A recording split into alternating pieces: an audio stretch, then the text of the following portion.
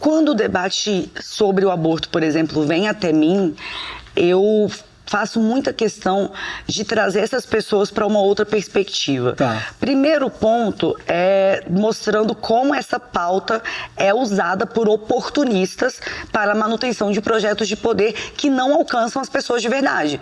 Porque quem está falando, nós fazemos a defesa da vida, nós fazemos a defesa da família, a defesa das crianças, e usam o aborto como grande escudo dessa discussão, os projetos políticos deles não entregam mudança de vida para as famílias brasileiras, não entregam oportunidades para as infâncias, não fortalecem de fato a vida das pessoas. Então, a gente tem um exemplo crucial que foi, e inclusive aconteceu na minha igreja, né? Na minha igreja, a Damares fez aquela fala abjeta sobre abuso sexual de crianças em Marajó, no segundo turno de 2022. Que era uma história falsa, né? Que era uma história falsa. Ela dizia que tinha crianças que estavam arrancando os dentes das crianças. É uma história irreproduzível, mas falsa. Isso, eu não vou nem reproduzir exatamente aqui, mas vamos deixar claro, isso nunca existiu, e quando ela foi pressionada a apresentar provas, ela fez a egípcia e fez de conta que nunca tinha falado. Não apresentou. Aí ela pegou um suposto drama que, se fosse real, seria brutal, do qual ela não tinha falado antes, para fazer terrorismo moral no segundo turno das eleições e dizer que o projeto de Deus para as crianças era o bolsonarismo. E aí, quando você vai olhar na prática, aquele governo cortou 98% do orçamento voltado ao combate da exploração sexual infantil. Aquele governo cortou 90% do orçamento destinado ao combate do trabalho análogo à escravidão nas infâncias. Aquele governo cortou a verba destinada para merenda escolar da primeira infância. Então, eles são os verdadeiros inimigos das infâncias.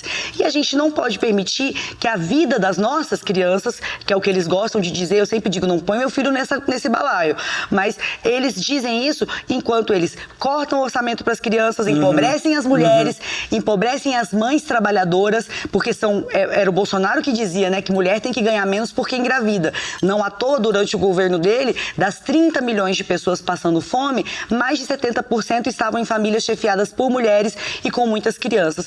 Então, antes de falar de aborto, aí eu digo para eles, vocês querem falar sobre aborto? Beleza, mas vamos falar sobre defesa das crianças de verdade? As que já nasceram, no caso, né? As que já nasceram, as que ainda vão nascer nessas circunstâncias, porque esse país, e a extrema-direita opera isso muito bem, esse país é cínico, porque diz que a gente tem que ter os nossos filhos, diz que a maternidade é uma coisa mais linda do mundo, mas 50% de nós somos demitidas após a licença maternidade. Demoramos até 4 anos para voltar para o mundo do trabalho ganhando menos do que ganhávamos antes de engravidar. Então essa gente não tem moral para falar de criança, nem de vida, nem de família. E aí, se a gente quiser ir mais profundamente só no aborto, eu pergunto, e eu já fiz essa pergunta na minha igreja, e fica um silêncio que não é de constrangimento, mas é de reflexão. Vocês acham que não tem meninas aqui que abortaram? Se vocês soubessem, vocês chamariam a polícia? E se elas abortaram, por que elas abortaram? Será que é porque o pai delas, que é presbítero, as espancaria se soubesse? Será que é porque o pai da criança é um líder de equipe de louvor que não vai assumir porque é casado? Quais são as circunstâncias que levam meninas crentes e não crentes a procurar o aborto? Porque se a igreja não incide de fato para mudar essas circunstâncias, a igreja não tem moral para criminalizar essas mulheres.